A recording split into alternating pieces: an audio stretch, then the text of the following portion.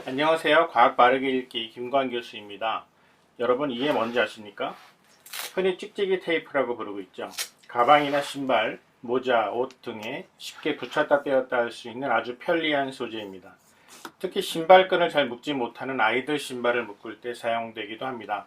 벨크로라고 부르기도 하지만 실제로 벨크로는 제품 이름이 아니라 이 제품을 만들었을 때 사용하던 상표 이름입니다. 마치 맥도널드라는 상품명이 한동안 햄버거를 가리키는 대표 이름이 되었던 것처럼 말이죠. 이 벨크로 테이프를 부르는 영어 이름은 패스너입니다. 아마 요즘에는 잘 볼 수 없겠지만 예전에는 들이나 숲에서 쉽게 볼 수 있는 독고마리라는 풀이 있었습니다. 이 독고마리 열매는 가시로 덮여 있는데 가시의 끄트머리가 갈고리 모양처럼 되어 있어서 옷이나 가방에 전에 착 달라붙어 쉽게 떨어지지 않았거든요. 이런 모습을 보고 스위스의 기술자가 쉽게 붙였다 뗄 수 있으면서도 접착력이 강한 테이프 모양으로 만들게 된 것입니다. 그러니까 자연에서 발견한 식물의 모양에서 영감을 받아 전 세계적으로 인기가 높은 벨크로 테이프를 만들게 된 것입니다. 오늘 나누려는 이야기는 바로 이처럼 자연 속 생명체를 본따서 만든 그 멋진 제품, 이런 것들을 연구하는 분야를 얘기하고자 합니다. 이 분야를 영어로 바이오미메틱스라고 부릅니다. 우리말로는 생체 모방공학이라고 부르고 있습니다. 생체 모방공학을 정의하자면 자연에서 발견할 수 있는 동물이나 식물들이 가지고 있는 구조나 기능을 모방하여 사람들의 생활에 유용한 것을 개발하는 첨단 과학 분야를 말합니다. 일단 모방해서 뭔가 멋지고 대단한 제품을 만들어낸다는 것은 모방하려는 원래의 동물이나 식물에 들어있는 기능이나 구조가 특별하다는 것을 말하는 거겠죠. 무언가를 보고 모방하여 멋진 결과를 만들어내었다면 과연 누구에게 감사함을 표시하는 것이 맞을까요? 생체 모방공학의 원조는 정확하게 알 수 없지만 아주 오래된 사례 중 하나로 새들이 비행하는 모습을 보면서 날고 싶은 인간의 희망을 비행기를 통해 실현하게 된 것을 들 수 있습니다. 500여 년 전 천재 과학자였던 레오나르도 다빈치는 새가 날아가는 모습을 자세하게 관찰하여 하늘을 나는 기계를 생각해 설계하기도 했습니다. 400년 후에 라이트 형제가 비행기를 만들어 인간이 하늘을 날 수 있는 시대가 열렸습니다. 비행기를 처음 만들었을 때는 급강하를 하게 되면 공기의 흐름 때문에 날개가 심한 진동을 일으켜 자꾸 추락하였답니다. 자, 그러면 독수리를 한번 보겠습니다. 독수리는 땅 위에 먹이를 잡기 위해 빠르게 땅으로 내려올 때에 추락하지 않거든요. 과학자들이 이 모습을 면밀히 조사를 해보니 독수리가 급강하를 할 때에 날개 앞에 깃털 하나가 살짝 위로 들어 올리면서 그 사이로 약간의 공기 흐름이 생기고 이 흐름이 날개 전체가 흔들리는 것을 막아준다는 것을 알게 되었습니다. 이런 모습을 모방하여 비행기에 적용시킨 것이 비행기 날개 앞부분에 있는 전연장치라는 것입니다. 비행기가 새에 날아가는 모습에 영감을 얻어 개발되었던 것에 비하면 최근에는 파리나 나비 같은 곤충들이 날아다닐 때의 놀라운 공학적 메커니즘을 연구하여 이를 모방하려는 노력이 계속되고 있습니다.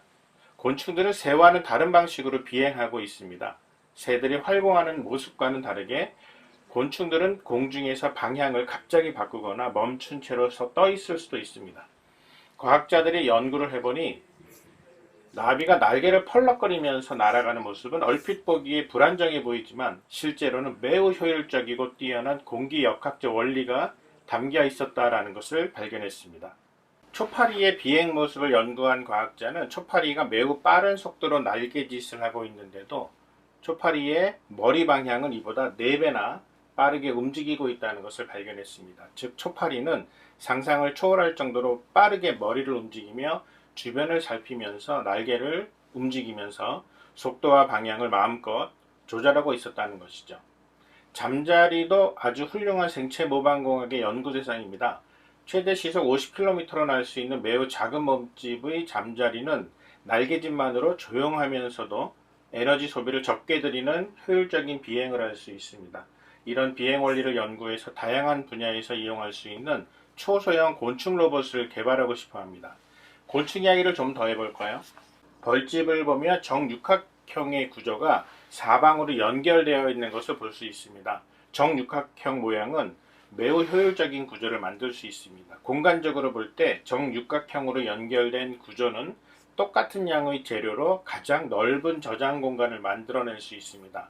벌집의 경우에는 자체 중량에 비해 30배 정도의 무게만큼의 꿀을 저장해도 될 정도로 튼튼하면서도 가벼운 구조를 만들어냅니다. 이렇게 볼 때의 벌들은 이미 완벽하게 효율적인 구조를 가진 벌집을 만들어낼 수 있는 특별한 능력을 보유하고 있다는 것을 알 수가 있겠죠. 이렇게 효율적인 벌집 구조를 과학자들이 모방해서 다양한 소재를 만들고 있습니다. 예를 들어 가벼우면서도 아주 튼튼한 비행기의 날개나 인공위성의 벽체를 만드는데 영감을 얻고 있습니다. 그리고 우리 주변에서 흔히 볼 수 있는 골판지라고 부르는 종이 포장 박스의 단면을 보면 육각형 모양으로 연결되어 있는 것도 벌집의 구조를 모방한 것이라고 볼 수 있습니다. 딱정벌레 이야기를 해보죠. 딱정벌레 중에 철갑 딱정벌레라고 불리는 종류가 있습니다. 2cm 정도의 길이를 가진 이 작은 벌레는 발로 밟거나 심지어 자동차에 깔려도 부서지지 않고 버티는 매우 견고한 껍질을 가지고 있습니다. 이 딱정벌레를 연구한 과학자들은 다양한 방법으로 그 메커니즘을 밝혔는데 딱정벌레의 껍질이 외부의 충격에 대해서 엄청나게 효율적으로 충격을 분산하는 구조가 갖춰져 있다는 것을 발견했어요. 이런 딱정벌레의 껍질 구조를 모방해서 만들어낸 소재를 사용하면 이전의 부품보다 한 2배 정도 더 가볍고 튼튼한 비행기 부품을 만들어낼 수 있다고 합니다. 여러분은 구조색이라는 말을 들어보셨나요? 나비의 날개색은 정말 신비할 정도로 아름답습니다. 아름다운 색의 꽃잎의 경우에는 뜯어서 으깨면 동일한 색소를 얻을 수 있습니다. 하지만 나비에게서 이런 신비하고 아름다운 색깔을 만들어 보려고 나비 날개를 분해하더라도 색소를 얻어낼 수는 없습니다. 왜냐하면 나비 날개의 멋진 색깔은 색소 때문에 나오는 색깔이 아니기 때문이죠. 색깔을 내는 색소가 없는데도 불구하고 나비 날개가 화려한 색깔을 보여주는 이유는 바로 나비 날개 속에 들어있는 매우 미세하고 정교한 나노 구조 때문입니다. 이 구조 때문에 특정한 색에 해당되는 빛만 반사하면서 화려하고 아름다운 색을 보여주는 것입니다. 그래서 구조색이라고 부릅니다. 이런 나노 구조를 모방한 연구와 개발이 활발하게 진행되고 있는데요. 색소를 통해 색깔을 만들게 되면 색소가 분해되면서 색이 변할 수 있죠. 하지만 구조색을 사용하게 되면 훨씬 오랫동안 변하지 않는 색을 만들어낼 수 있다는 것입니다. 나비에 관한 또 다른 이야기도 있습니다. 최근에 발표된 연구에 의하면 나비 날개의 구조가 매우 특수한 방수 기능이 있다는 것이 밝혀졌습니다. 여러분, 비가 내리는 날에 나비가 날아다니면 어떤 일이 일어날까요? 엄청나게 얇은 나비의 날개에 빗방울이 떨어지는 충격은 사람의 머리 위에 볼링공이 떨어지는 정도라고 합니다. 그렇다면 빗방울이 나비 날개에 떨어지면 나비 날개가 부서지지 않겠습니까? 하지만 그런 일은 일어나지 않습니다. 왜냐하면 나비 날개 표면에 왁스 처리를 한 것처럼 특수한 방수 구조로 되어 있어서 빗방울이 바로 튕겨져 나가게끔 설계되어 있기 때문입니다. 이런 기능을 모방하여 방수 처리와 튼튼함이 동시에 필요한 물건에 적용한다면 어떨까요? 나비 날개와 같이 미세한 특별한 구조 이야기 또 있습니다. 연못의 물 위에 떠있는 연꽃잎의 표면은 아주 깨끗하고 매끄러워 보입니다. 연잎이 살고 있는 연못의 물이 별로 깨끗하지도 않고 비나 바람에 먼지가 쌓일만도 하지만 연잎은 더러워지지 않는 것처럼 보입니다. 그리고 연잎의 표면에 물을 떨어뜨리면 물이 방울방울 굴러다니는 것을 볼 수 있습니다. 이렇게 연잎이 깨끗함을 유지하는 모습을 면밀하게 관찰하여 멋진 제품을 만들게 되었습니다. 연잎의 표면을 확대하여 보면 마냥 매끈하지 않습니다. 수만 분의 1mm 크기의 올록볼록한 돌기들로 덮여 있다는 것을 알 수 있습니다. 이 돌기들이 연잎 표면 위에 먼지나 더러운 이물질이 묻지 않도록 방지해주고 있었던 것입니다. 그리고 물방울이 스며들지 않게 먼지와 함께 굴러서 흘러내리게 만들어주죠. 그래서 과학자들이 연잎의 표면을 모방해서, 즉 연잎 효과라는 것을 이용해서 물만 뿌리면 깨끗해지는 자동차 유리나 욕실 타일을 만들거나 특수한 오염 방지 페인트를 만들게 되었습니다. 연잎의 초미세 구조처럼 전자현미경으로 보았을 때 알 수 있는 특별한 구조를 가진 동물이 또 있습니다. 바로 게코도마뱀이라고 부르는 도마뱀 무치입니다. 이 동물은 스파이더맨처럼 벽을 올라가거나 거꾸로 천장에 달라붙어 자유롭게 걸어 다닐 수 있는 특별한 능력을 갖고 있습니다. 발바닥에 접착제를 바른 것도 아닌데 신기하게 어떤 표면이라도 쉽게 떨어지지 않습니다. 그 비밀은 바로 도마뱀부치의 발바닥 구조에 있었습니다. 도마뱀부치의 발바닥에는 매우 가는 털들이 촘촘하게 채워져 있습니다. 가로 세로 1mm 크기의 면적에 가느다란 털이 5,000개 정도가 들어가는데, 이런 구조 때문에 반데르발스 힘이라고 부르는 화학적으로 끌어다니는 힘이 생겨서 어떤 표면에서도 단단하게 붙어 있게 되는 것입니다. 잘 붙어 있는 것도 중요하지만 걸어 다니기 위해서는 잘 떨어져야 하겠죠. 도마뱀부치는 발바닥을 펴면서 쉽게 떼어나고 있었습니다. 미국 스탠퍼드 대학교의 과학자들은 이런 특별한 능력을 모방하여 유리판처럼 매끈한 표면을 기어 올라갈 수 있는 스티키봇이라는 작은 로봇을 만들었습니다. 이 로봇은 2006년 9월에 타임지가 선정한 올해 최고의 발명품이 되기도 했습니다. 그리고 또 다른 과학자들은 도마뱀부치의 발바닥 구조를 모방하여 접착력이 강하면서도 쉽게 붙였다 떼었다를 반복할 수 있는 테이프를 개발하였습니다. 이번에는 생물체 안에서 발견되는 특별한 재료를 모방하는 분야를 살펴보겠습니다. 여러분, 거미줄은 얼마나 튼튼할까요?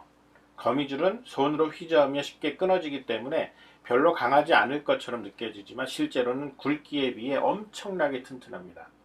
만일 강철로 만든 철사를 거미줄 정도의 굵기로 만들어 비교해보면 어떨까요? 강철로 만든 철사보다 거미줄이 10배 이상 튼튼합니다. 심지어 총알을 막아내는 방탄복을 만드는 데 사용되는 섬유보다도 4배나 더 강합니다. 그래서 과학자들은 거미줄과 같은 재료를 얻을 수 있는 방법을 찾으려고 애를 썼습니다.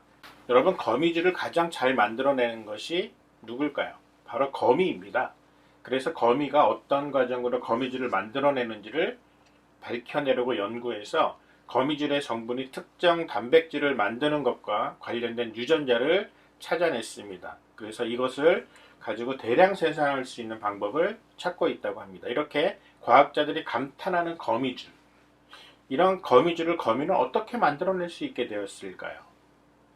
자, 바다로 가보겠습니다. 바다에서 나는 홍합은 음식 재료로만 쓰이는 게 아닙니다.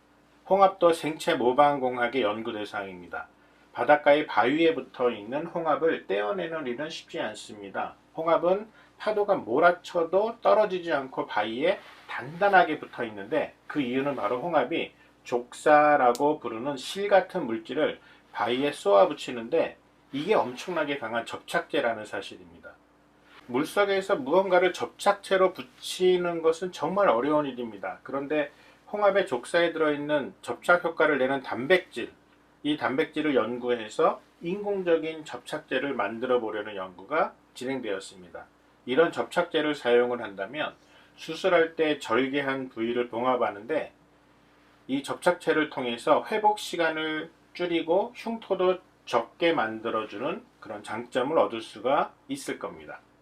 해산물 중에 전복도 과학자들의 관심을 받고 있습니다. 전복의 껍질이 굉장히 튼튼해서 잘 깨지지 않는다는 것은 아실 겁니다. 전복 껍질은 보통의 세라믹 재료보다 3배 이상 강한 재료입니다. 그 원인을 연구해보니 특별한 구조로 만들어졌다는 것을 알게 되었습니다.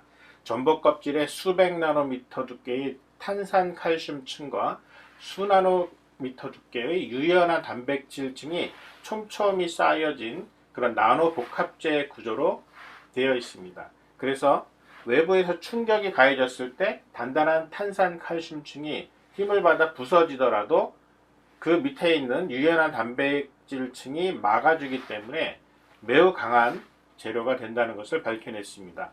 미국의 워싱턴 대학교 연구진이 이런 전복 껍질 재료의 특징을 이용해서 탱크의 철갑을 튼튼하게 만들려는 연구를 하기도 했습니다. 계속해서 이번에는 바닷속에 살고 있는 동물 이야기로 넘어가 보겠습니다. 2000년도 호주 시드니 올림픽 때에 수영 경기에서 특별한 수영복을 입고 나온 선수가 있었습니다. 기능성 전신 수영복이었는데요.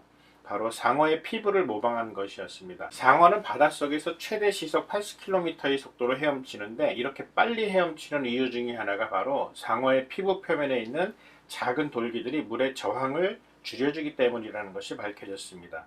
즉, 상어가 앞으로 나아갈 때 작은 돌기들이 주변의 물에 부딪히면서 발생하는 소용돌이를 밀어내면서 물의 저항을 줄여주고 있다는 것입니다. 그래서 수영 선수가 입는 수영복의 표면에 상어 피부의 돌기와 같은 구조를 갖도록 만들어 보니 물의 저항이 줄어들면서 수영 속도를 높일 수 있었다는 겁니다. 실제로 이런 기능성 전신 수영복을 입은 선수가 올림픽에서 메달을 따게 되었습니다.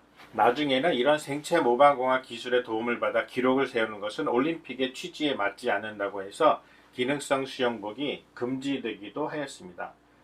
이런 상어 피부를 모방한 구조를 필름으로 만들어서 비행기나 자동차에 부착하게 되면 공기 저항을 상당히 감소시킬 수 있어서 연료 절감에 도움이 되기도 합니다.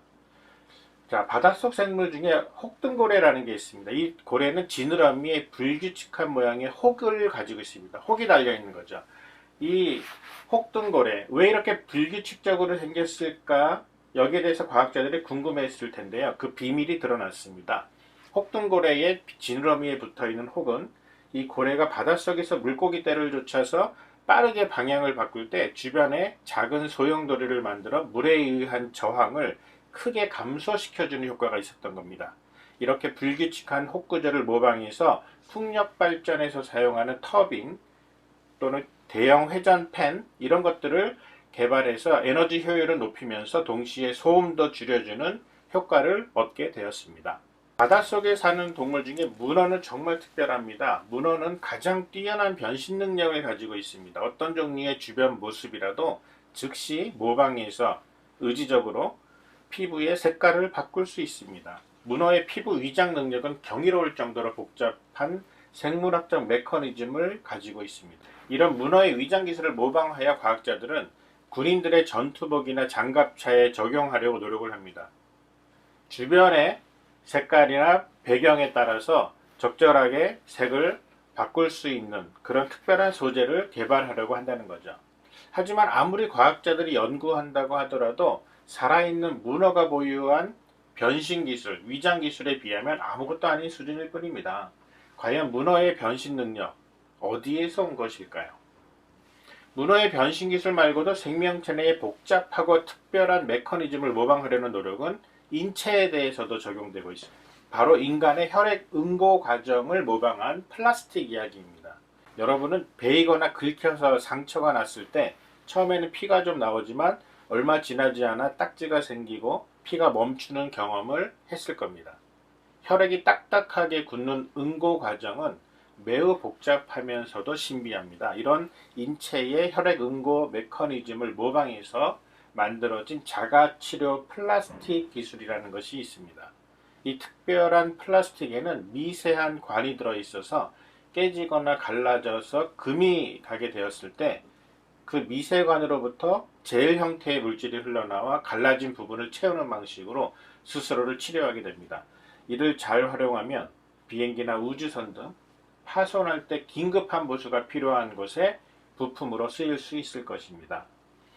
건축 기술에서도 동물의 세계를 모방한 사례가 있습니다. 바로 흰개미 집을 모방해서 지은 건물 이야기입니다.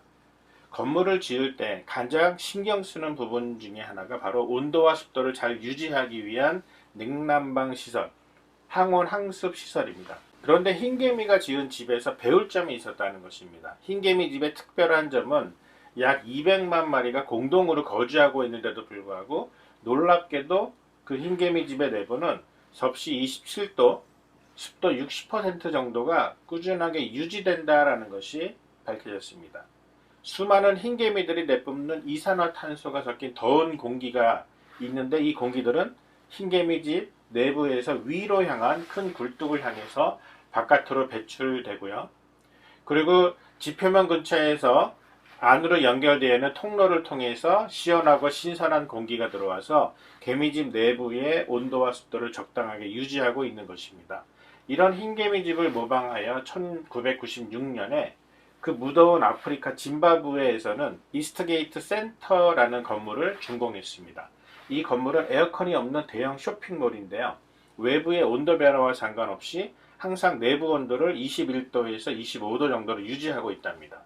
흰개미 집에서 찾아낸 지혜를 가지고 에너지를 적게 사용하는 매우 효율적인 건축물을 만들게 된 것입니다. 흰개미들은 어디에서 지혜를 얻었기에 이런 효율적인 개미집을 만들어낼 수 있었을까요? 지금까지 살펴본 바와 같이 자연 속 생물체의 다양한 모습과 특징을 모방해서 인간의 삶에 유익함과 편리함을 주려는 연구와 노력은 지금도 계속되고 있습니다.